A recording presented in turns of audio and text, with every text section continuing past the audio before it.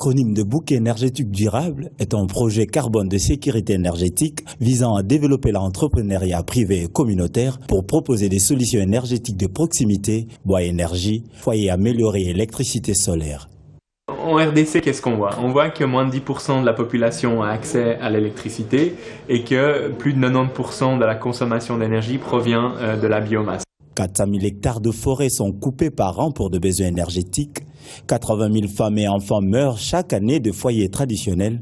91% de la population vit dans l'obscurité. La réalité montre aujourd'hui que dans un pays comme le nôtre, c'est essentiellement les ménages qui consomment de l'électricité. Il y a une relation directe entre la consommation énergétique et la croissance dans les pays. Or ici, on est en plein déficit énergétique et donc il y a là un gros frein à la croissance. Autour du slogan « Pas d'énergie, pas de croissance », le projet bouquet énergétique durable vise concourir à une croissance durable en apportant une réponse efficace à la lutte contre le changement climatique et la préservation de la biodiversité, la réduction de la facture économique et sociale de la cuisson, la vulgarisation et la facilité d'accès pour tous à l'énergie solaire.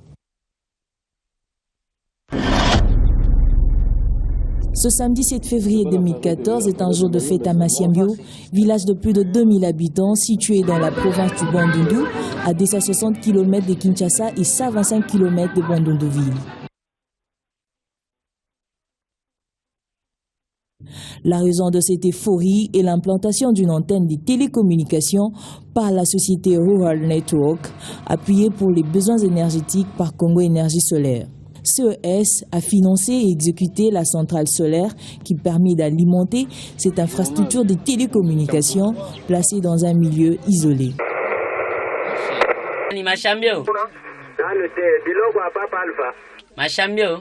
Une communication dont le coût était de 2500 francs pour un appel voice et 1500 francs pour un message coûtera désormais 100 francs et 50 francs à l'habitant des Masiambio qui pourra aussi accéder à l'ensemble des services offerts par les opérateurs de téléphonie mobile.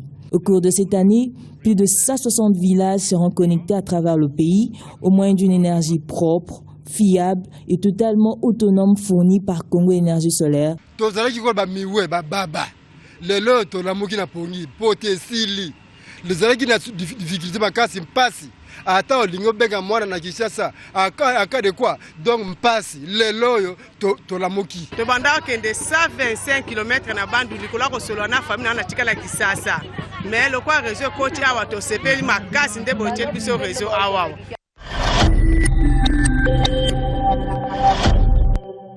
L'équilibre entre l'homme, la nature et l'argent, fondement d'un développement durable, a connu une seconde phase de rupture après celle entre l'homme et l'argent.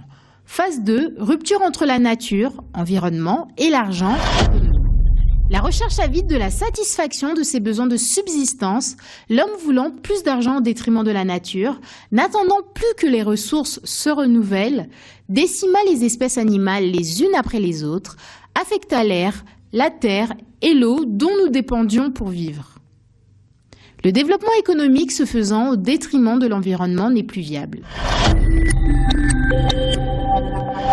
Savez-vous que le respect des normes environnementales augmente la productivité? C'est le résultat d'une étude conduite par un docteur en économie sur un échantillon représentatif de 5220 salariés. Suivant une démarche mathématique, cette étude démontre que la norme ISO 14001 a un impact positif sur la motivation des salariés et sur leur développement personnel. Les salariés d'une entreprise qui adopte les standards environnementaux sont 16% plus productifs. Le respect des normes environnementales n'est pas une contrainte, mais un facteur de rentabilité.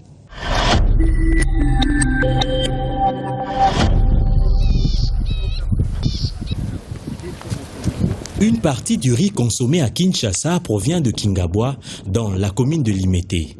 Les riziculteurs du site bénéficient de l'accompagnement de la société Bralima dans le cadre de son programme Local Sourcing visant à produire localement avant 2020 60% de matières premières dont elle a besoin pour sa production brassicole. Le riz étant un entrant de base du brassage de la bière, la Bralima exécute depuis 2007 le projet riz qui a permis à l'échelle de la RDC de ramener l'importation du riz de 100 à 10%. 90% du riz actuellement utilisé est produit localement. Bralima ye apesi biso makoki ya ko lakisa biso ndenge ya kosala mosala ya loso.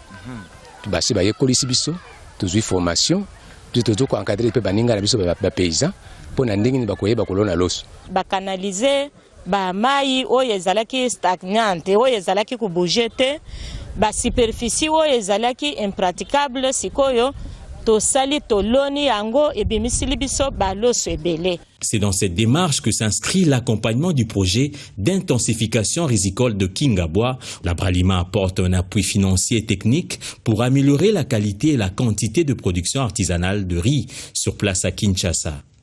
La transition vers une économie verte passe par l'orientation des capitaux vers l'économie sociale tout en réduisant l'impact environnemental. Le projet riz de la Bralima permet d'investir plus de 25 millions de dollars américains dans les communautés locales tout en réduisant des émissions de CO2 de la production et du transport d'importation. Surtout ça, si tu as 2000 fois de na poche pour na biso ekoki. Ils ont belé déjà pour na biso ba jeune. Et tant que des élèves sont 1500 na on déjà des belé pour na ngai. Pour ça na kina nda kuna liaka. Mais ce que ba jeune ba lingi ko yiba wana na senga na bango so ba lingi ba ya ta ko accompagner biso na musala o to sala eza bien. Près de 2000 personnes travaillent sur les 500 hectares de riziculture de Kingabwa et en moyenne 10 000 personnes vivent directement de cette activité. Le projet mis en œuvre à Kingabwa a reçu le 20 février dernier la visite de Paul Stanger, directeur local sourcing de la région Afrique et Moyen-Orient du groupe Heineken, maison mère de Bralima.